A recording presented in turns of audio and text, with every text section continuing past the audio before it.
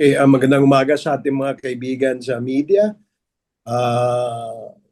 Salamat sa pagkakataon para makabigay tayo ng tamang impormasyon hinggil dito sa dinaraos natin na impeachment trial against the Vice President. And this is also one way to be able to answer the fake news that is being circulated as a result of the trial. Maraming salamat. Yes, good morning, no? At maraming salamat ulit, no, sa pagsama nyo sa amin today sa press conference na to. Just a quick statement lang. Malinaw na ho kung nasa na tayo ngayon sa Article 4 on grave threats. The prosecution has presented competent and credible evidence proving that the Vice President made statements threatening the life of the President. No? Nasa authenticated recordings ang mismong mga salita ng Vice Presidente. Sinuri ang recordings na ito sa pamamagitan ng forensic examination ng National Bureau of Investigation at pinaliwanag na din ng NBI, no? Ang opisyal nitong investigasyon at ang legal na batayan ng finding of prima facie evidence with reasonable certainty of conviction. So narinig na ng impeachment court kung bakit itinuturing ng NBI ang banta bilang isang seryoso at patuloy na usapin ng national security. So meron na special task force na ginawa ang NBI para mag-conduct ng masusing investigasyon kaugnay nito at may active and continuing investigation. No? At nasabi na din NBI Director Melvin Matibag may persons of interest. So the prosecution has presented the proof. No? So now the burden of evidence now lies with the defense. So hindi na ho sapat ang simpleng denial. Kailangan na nilang sagutin ang authenticated recordings, ang forensic findings, ang official investigation at ang national security assessment na nasa record na.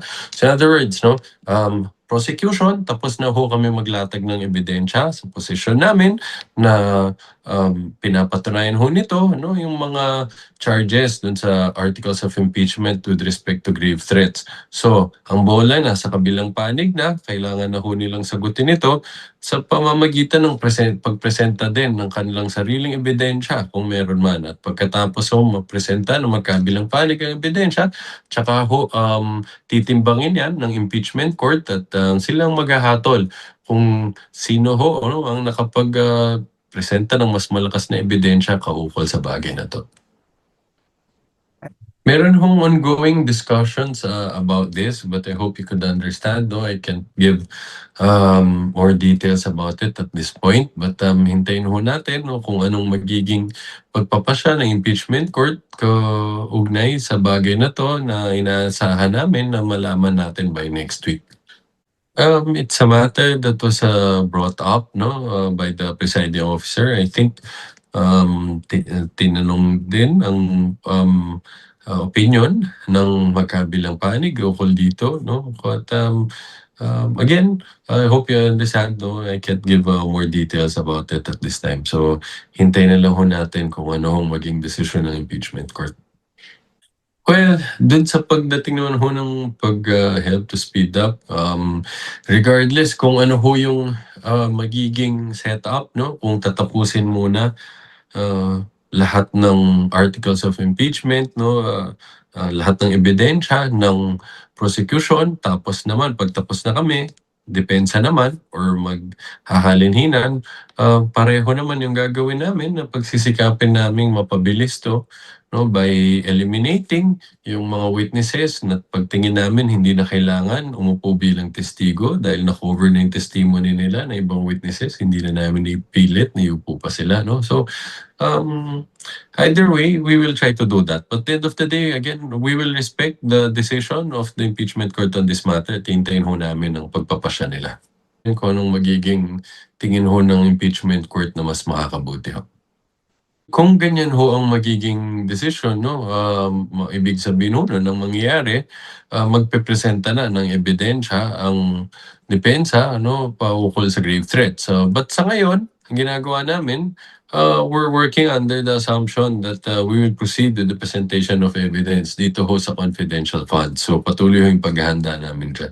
Oh, but when I said that, ang ibig kong sabihin, um, not strictly speaking na ngayon na, no? Pero ang ibig sabihin namin, insofar as grave threats is concerned, nailatag na namin ang ebidensya namin. So ngayon, ang mangyayari dyan, dapat talaga, the position namin, burden of evidence shifts. No? Dahil nakapagpresenta na kami ng ebidensya, kailangan nilang sagutin to sa pamamagitan ng pagbigay din ng sariling ebidensya. Now, kung kailan mangyayari yan, kung ngayon na ba, bibigyan na silang tsansa na magpresenta ng ebidensya, or tapusin muna natin lahat ng articles, we'll leave it to the discretion of the impeachment court. And I think the impeachment court is now in the process of weighing and studying everything in order to expedite yung trial, no. Lumalabas naman ito sa mga salita ng ating presiding officer, and kung itong pagbabago ng proseso o yung paglalalatag ng ebidensya na mula naman sa panig ng depensa ay mangyayari after all the articles have already been presented by the prosecution panel, then it is now, of course, the decision of the impeachment court, at yan ay rerespetuhin ng prosecution panel. Doon naman sa punto, Rose, na sinabi ni Attorney Jay, ay ngayon nag-shift na ngayon, no, yung kasi nung una nung nagpresenta ang prosecution, ipinisenta namin, inilatag natin yung mga ebidensya na sa aming paniwala ay dapat madinig, makita ng ating mga kababayan. Ngayon naman, naipresenta natin lahat yan, napatunayan po yan. In fact, hindi nga dininaya nung kabilang panig ng depensa. Ngayon naman yung burden of evidence shifts to the defense panel. Dapat sila rin ang sumagot at tumugon at i-counter o i-rebut yung ebidensyang ipinakita at nilatag ng prosecution. I was not involved dun sa discussion, but basta ang malinaw ho ay ito ay pinag-usapan ng presiding officer kasama na ho nung lead counsels ng both parties. So again, we hope you understand, mas maganda hintayin ho natin kung anong maging decision impeachment court dito para mas magkaroon tayo ng kaliwanagan. I'm not sure kung ano ho yung naging reason bakit yan na-propose o bakit yan pinag-usapan, but ang assumption ko maaring both baka ang sa pananaw ay mas madaling masundan ng mga kababayan natin dahil pagkatapos marinig ang prosecution, depensa naman, but again, I'm sure magkakaroon ng explanation dyan, kung bakit, kung man sakaling yan na nga ang gagawin, I'm sure magkakaroon ng paliwanag kung bakit ganon. So ang advice ho namin, mas maganda, hintayin ho natin yung official na magiging pahayag ng impeachment court ukol dito. Tulad ho nung naging paliwanag ni NBI Director Matibag, sinabi niya ho ito para ipaliwanag ano yung mga naging batayan na ginamit ng NBI nung nag-conduct sila ng investigation para makonsider na serious, actual at ongoing yung threat against the life of the President at kung bakit to umabot doon sa level ng national security concern. So sinabi nga ho niya, tinignan nila ano ho ba yung history of violence, capability to carry out the threat ng Vice Presidente.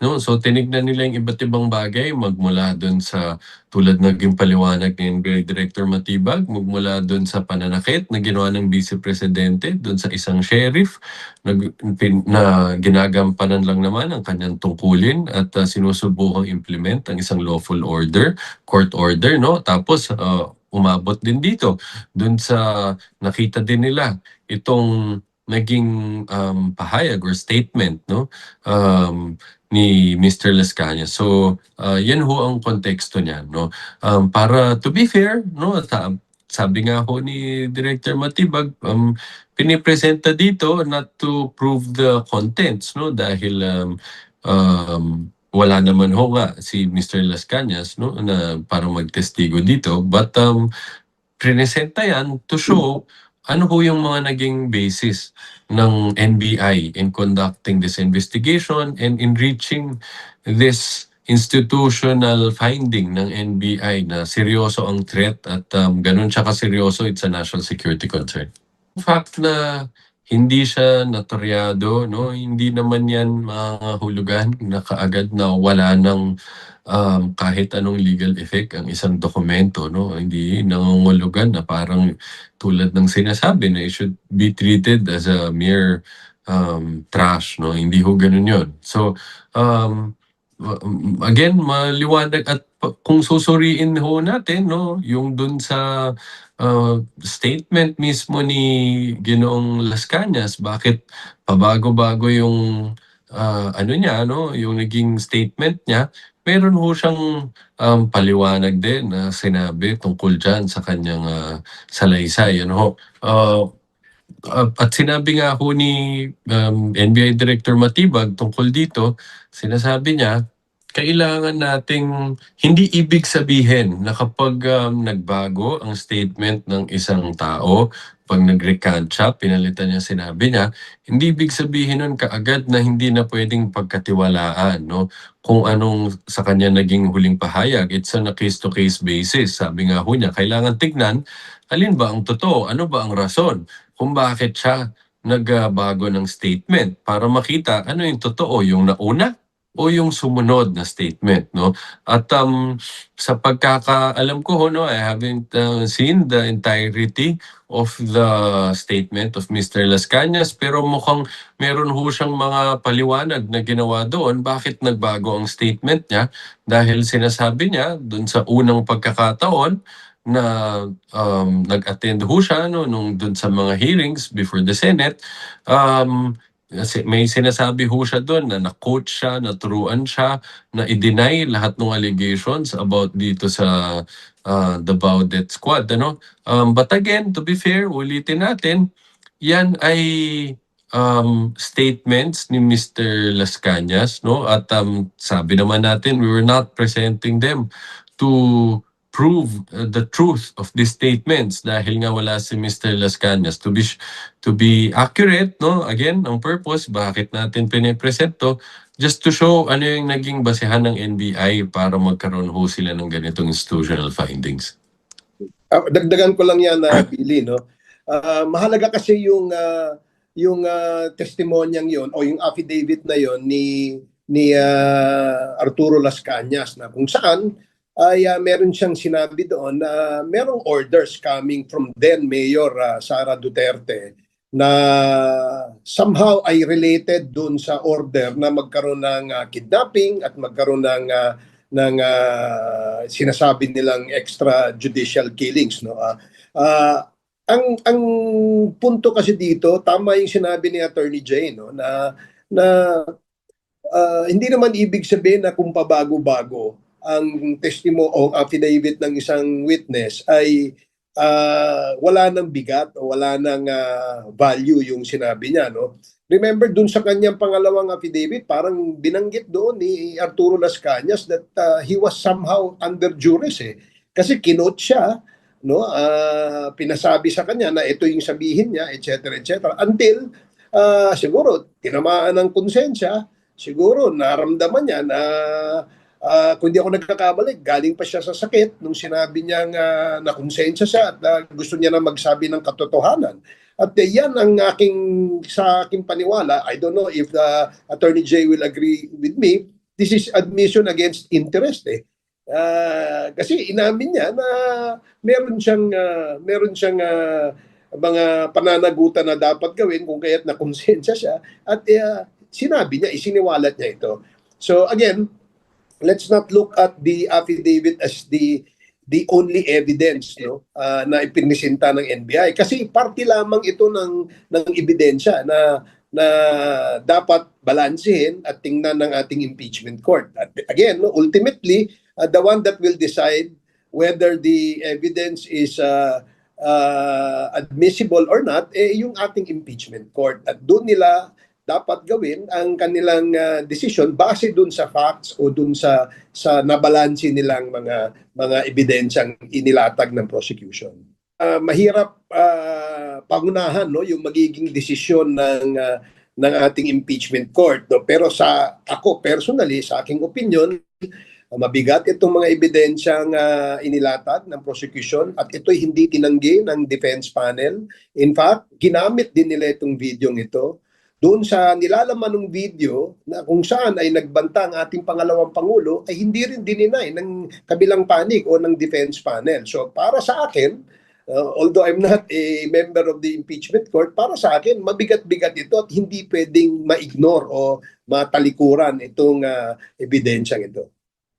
I agree ho, no, again, without preempting the decision of the impeachment court on this matter, pero sa prosecution, naniwala ho kami, tulad ho ng sinabi ni Kong Is, maliwanag na wala ng question sa authenticity ng video, no, kung saan natin napanood lahat itong ginawang pagbanta sa buhay ng presidente. In fact, sabi nga ho ni NBI Director Matibag, hindi na lang to simpleng pagbabanta, actually it's a confession, public confession, no, na meron ng kasunduan ng Vice Presidente sa isang tao para paslangin ng Presidente. Ngayon, para ho dun sa question na, ang pinakamahalagang question na tanongin dito sa impeachment court, itong ganitong ginawa niyang kasunduan, no, napatay ng Presidente, pagbabanta sa buhay ng Presidente, pinapakita ba nito na kanyang linabag ang kanyang mga tungkulin sa ilalim ng saligang batas?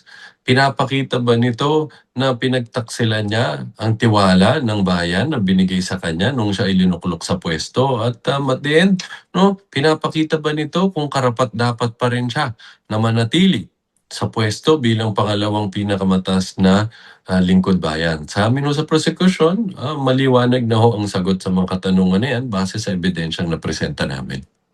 Good morning po, sirs. Doon po sa survey ng Okta Research, lumalabas po na 7 out of 10 Filipinos believe that yung magiging decision po sa impeachment trial should be based on evidence and not political leanings. Ano pong masasabi niyo doon? Well, ako, para sa akin, maganda, no, na nakita natin na 70% ng ating mga kababayan ay gusto ring madinig, no, yung sagot ng ating Vice Presidente dun sa mga aligasyon ng nakasaad doon sa ating articles of impeachment, no. Ang ibig sabihin naman, hindi naman ibig sabihin na kapag ikaw ay popular, hindi ka na pwedeng managot, no. Kaya nga meron tayong mga ganitong klaseng proseso na impeachment process para magkaroon ng accountability o pananagutan ang ating mga matataas na opisyal sa gobyerno na merong ginawang paglabag sa mga batas, no. So isa yan, no, with the high popularity, trust and satisfaction ratings ng ating Vice Presidente, dapat mas mataas yung standards ng standards ng accountability ng kanyang opisina at hindi dapat lumalabag sa ating mga batas dahil yan ang kanyang sinumpaang tungkulin. So para sa akin, 58% popularity and trust as against 70% ng tao sa buong Pilipinas ay gusto siyang sumagot, no. Siguro yun ang tingnan nating mabuti. Para sa akin, I think the Filipino people deserves an answer after hearing and seeing all this evidence presented by the prosecution. Now is the time na masagot naman yan ng kabilang panig o ng akusado. Kung maidagdag ko lang din ho, no, shortly, so natutuwa ho kami dito dahil pinapakita ho nito na sumasang-ayon, no, ang publiko sa posisyon ng prosecution ng kasikatan, popularidad, hindi lisensya para gumawa ng hindi tama, lalo na para sa napakataas na posisyon na inahawakan ng isang lingkod bayan, no. Pinapakita nito kahit gaano kasikat ng isang leader, ng isang tulad ho ng Vice Presidente, hindi pa rin nawawala ang paniniwala ng mga tao na dapat pa rin niyang sagutin itong mga napakaseryoso at mabigat na allegation dito sa articles of impeachment, no. Naniniwala sila na dapat pa rin makita tong proseso na to at magtuloy-tuloy, no, hanggang para makapag-desisyon ng mabuti ang impeachment court, pati din ang mga kababayan natin paukol dito. Gusto nila para mangyari yan, makita nila siyang tumugon ang diretso at ipaliwanag, no? Anong sagot niya dito sa mga allegations ng grave threat, dito sa allegations of unexplained wealth amounting to 6.7 billion pesos. Anong sagot niya dito sa confidential funds amounting to hundreds of millions of pesos. So, natutuwa ko tayo dyan, no? At least nagiging klaro, hindi lang prosecution nagsasabi, pati yung taong bayan nagsasabi. Hindi ibig sabihin na popular ang isang lingkod bayan na pwede na siyang makatakas sa pananagutan, no? Hinihingi pa rin nila na sagutin ng Vice Presidente mga seryosong aligasyon na to. Idagdag ko lang din doon sa sinabi ni Attorney Jay, no, na magkadikit kasi yung trust at saka yung accountability. The higher the trust, syempre the higher the accountability. Hindi mo pwedeng paghiwalayin yun. Hindi dapat din isipin na diminish yung interest ng taong bayan na madinig dito sa paglilitis o dito sa trial yung mga sagot na dapat madinig ng ating mga kababayan dito sa ating allegations na isinaad ng ating articles of impeachment. So again, it is now perhaps incumbent upon the respondent and also her defense panel to answer itong allegation nito and rebut or pasinungalingan yung mga inilatag na ebidensya ng ating prosecution panel. Yung survey on the ratings of the VP was done before the start of the impeachment trial. Now na ongoing na po yung trial, do you see the impeachment trial affecting her ratings later on?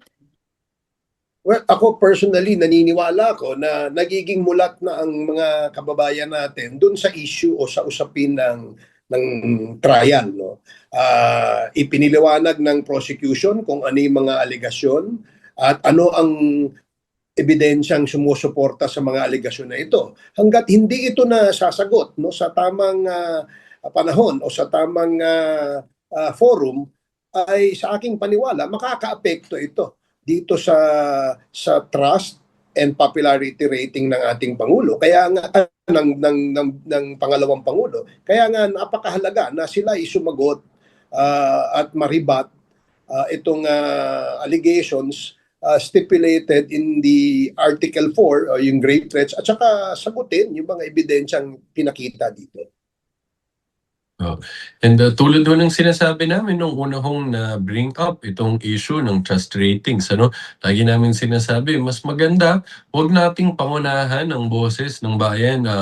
Hintayin natin na pagkatapos mailagak ang ebidensya. No, to be fair, hindi lang ng prosecution, pati ng defense, tsaka natin ulit tignan kung ano na ang opinion ng ating mga kababayan. No? At naniniwala kami, pagkatapos nilang masuri lahat ng ebidensya, posibleng hindi ho maapektuhan, no, kung ano ho ang opinion nila sa bagay na yan. Lalo na sa, again, without preempting, no, kung ano din ebidensyang lalabas nila at kung anong magiging pagtitimbang na gagawin ng impeachment court, malakas ang kumpiyansa sa ebidensya na pipresenta namin. Una, no, nagpahayag naman ang ating Office of the President na wala po silang statement tungkol dito sa trial na ito dahil talaga namang separate ang executive department sa legislative department na kung saan merong authority or merong obligasyon ang ating legislative department dito sa sinasabi nating impeachment trial.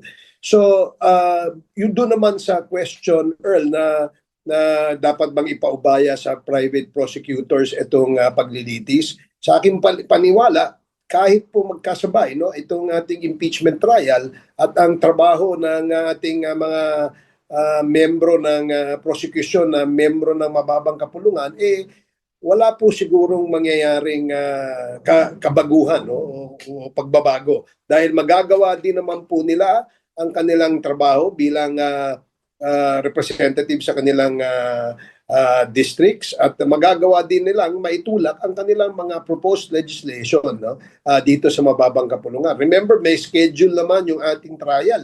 hindi naman buong linggo o buong araw nandoon sila sa paglilitis, kundi mayroong panahon na inilatag, ibinigay sa ating mga mambabatas na magtrabaho bilang mambabatas. So I think there's quite a good balance of functions dito sa ating mga miyembro ng mababang kapulungan.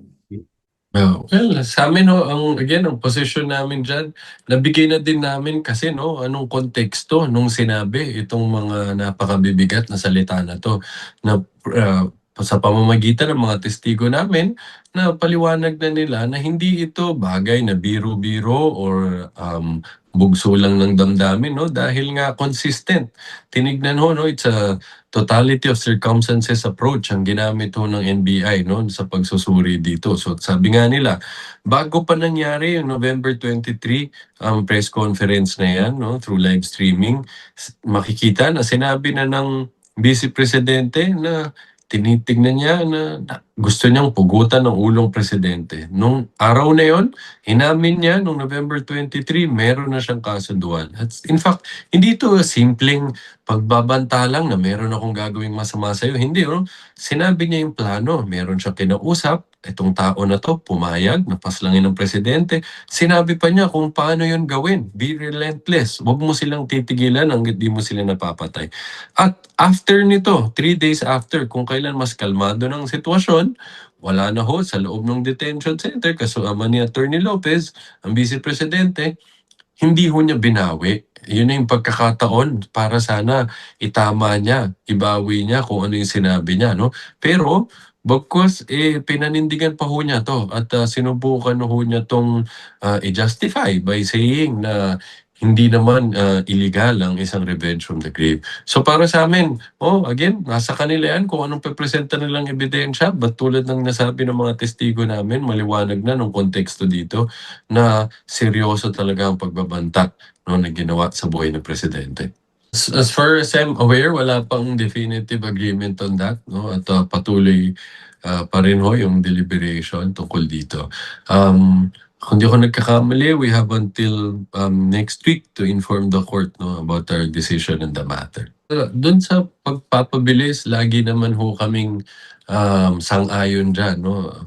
Pinakita naman namin yan. Ginawa talaga namin yan doon sa grave threats. So we're ahead of schedule. At lahanin natin, nagtagal yon.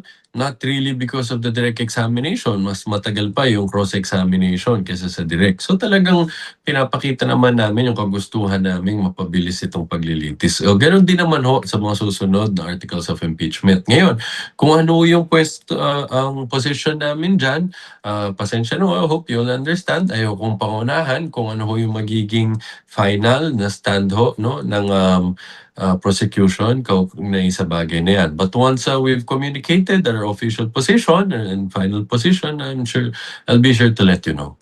Yes, Vivian. So again, we appreciate the reminder given by the presiding officer, at masisiguraduhin pa namin na mag-iingat sa mga magiging tugon, sa mga katanungan, sa mga press briefings, sa interviews, para masiguradong hindi natin ma-violate tong sub judice rule. So sa ngayon, tuloy pa rin naman yung dual role na gagampanan ko bilang private prosecutor and spokesperson. But sisiguraduhin natin para mas maiwasan natin yung risk na ma-violate natin yan. Pagdating ng panahon, nasasalang tayo para magpresenta ng witness or mag-cross-examine ng witness, siguro babawasan na lang natin sa panahon na yun yung duties natin as spokesperson para maiwasan yung ganung danger. Sa aking pagkakaalam, wala pa. Wala pa. In fact, merong mga nadidinig ko na may mga grupo outside of the parties involved in this trial na gustong pumunta sa Korte Suprema para magkaroon na ng desisyon itong sinasabing threshold dun sa numero ng mga senador sa ngayon.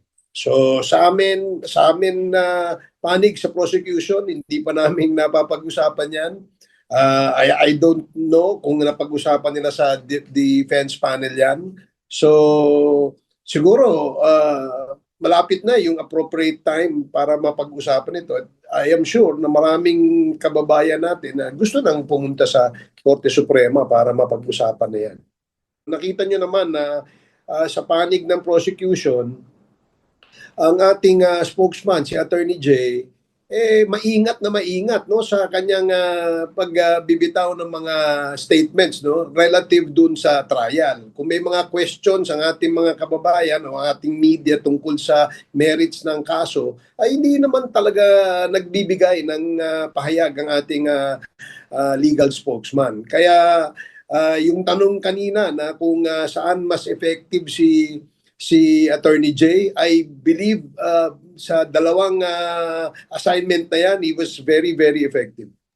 Wala akong matandaan na na-tackle yung kanyang panunungkulan bilang mayor ng Davao City. But there was an instance ng isang resource person na natanong siya tungkol dun sa EJK no, na nangyari doon sa Davao City na pinatuloy pa rin kahit na nasa presidente na ang ating dating Pangulo. Yun ang natatandaan kong nabanggit dyan sa Quadcom hearing. Yes, she was the mayor when the former President Rodrigo Duterte became president. Ang pumalit sa kanya ay si now Vice President Sara Duterte bilang mayor sa Davao City. So about sa Quadcom, no, hindi ko yan din hindi ko yan nasubaybayan. Although just to be clear, yung dun sa mga naging pahayag ni Mr. Las Cañas, no, naging relevant dun sa usapin ng grave threats.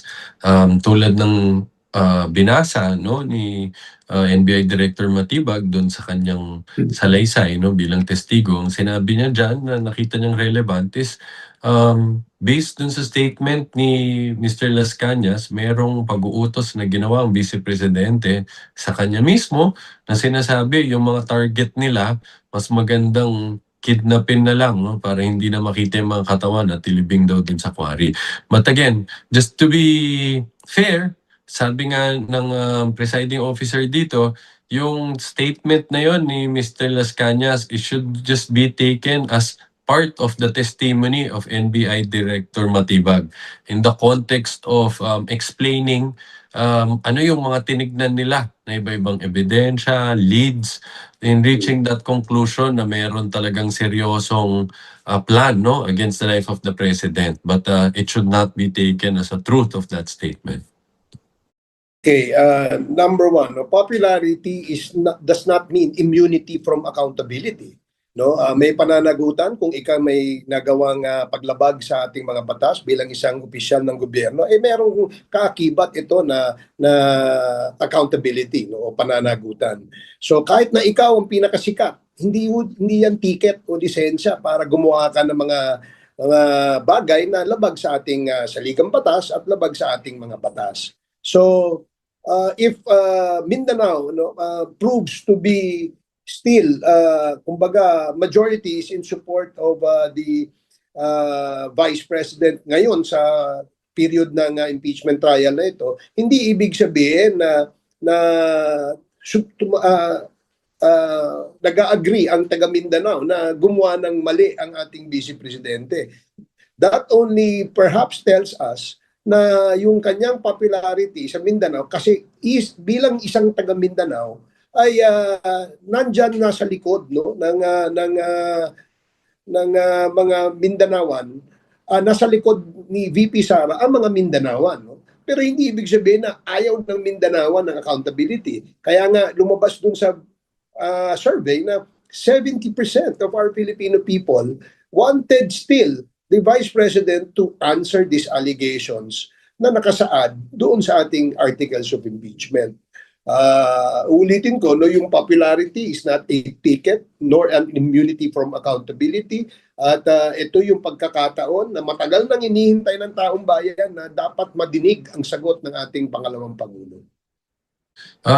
Ito nakakatuwa ho ito dahil ibig sabihin mas nagiging mapanuri ano, ang ating mga kababayan. At again, parang this reflects or mirrors our position from the start no, na habang mas mataas ang tiwala, mas mataas ang responsibilidad at mas mataas ang pananagutan. Ano? So nakakagalak no, to see na hindi tayo mga kababayan natin, it's not a blind loyalty.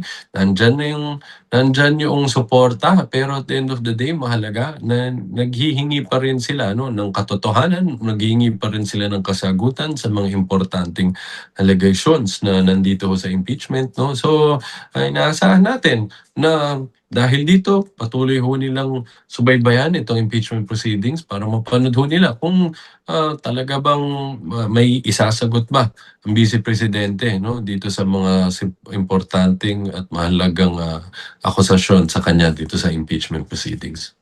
The people may continue to support the Vice President, no? Kasi lumalabas nga naman yan sa survey. Pero gusto rin ng mas maraming Pilipino na for her to answer all these charges. So magkaibang bagay yun, yung popularity at saka yung accountability demand ng taong bayan. Para sa akin, no, una nga, hindi nga ito popularity contest. Dahil ang mahalaga rito na gustong makita at madinig ng ating mga kababayan ay yung kanyang sagot dito sa allegations na ito. No less than the survey results will tell the Vice President that it is now the time for her to answer all these allegations. So hindi ho biro, 70%, mataas po yan. Mas mataas pa nga yan dun sa popularity survey results ni VP. So dapat, para magkaroon ng linaw, no? Kasi this can, if they can rebut yung or debunk yung nilatag na ebidensya ng prosecution at naniwala ang taong bayan sa kanilang ebidensyang inilatag din sa depensa para pasinungalingan yung sinabi ng prosecution, this will work in her favor, di ba? So ito yung time, ito yung hinihintay ng taong bayan. Kaya kailangan talagang galingan ng defense panel yan. Ako muna. So again, no, ulitin ko lang that popularity is not immunity from accountability. Ang ibig pong sabihin niyan na hindi porket ikaw ang sikat o ikaw ang pinakapopular sa lahat po ng opisyal sa ating gobyerno, meron ka ng lisensya na lumabag sa ating mga batas o gumawa ng mga bagay na labag sa ating saligang batas. So this only means that the higher the office, no, mas mataas yung standards of responsibility and standards of accountability. So kasi binigyan ka ng tiwala ng taong bayan at ang kanilang expectation ay you will not betray o hindi mo tatalikuran o tatraydurin, no, yung tiwalang ibinigay sa iyo ng ating mga kababayan. So subaybayan natin itong paglilitis nito, although sometimes alam ko ang pakiramdam ng ating mga kababayan ay medyo nalilito, no? Kasi nga there are times na technical masyado ang napapag-usapan, pero ang mahalaga dapat madinig natin, makita natin yung ebidensyang inilalatag, no, sa bawat panig, no, at tayo ay bumuo ng ating sariling konklusyon kagaya ng gagawin ng ating mga senator judges sa panahon na sila ay mag-render na ng kanilang decision based on the evidence and based on the facts presented before the impeachment court. So yun lang, at syempre abangan natin palagi ito at ipagdasal natin ang ating bayan. Din ho, maiksi lang ho, no, tulad ho ng laging hinihiling at pinapakiusap natin sa ating mga kababayan na patuloy ho sana nating subaybayan ng mabuti ang mga paglilitis na gagawin natin dito. At lalo't lalo na nakita naman natin, no, na ang opinion ng ating mga kababayan, gusto nilang magtuloy-tuloy itong proseso na to. Gusto nilang makita na sagutin ng Vice Presidente ang mga halagang paratang sa kanya dito sa impeachment proceedings na ito. So, suriin ho natin mabuti ang ebidensya na ilalatag ng magkabilang panig para hindi tayo maligaw sa mga napakaraming misinformation and disinformation campaigns ho dyan.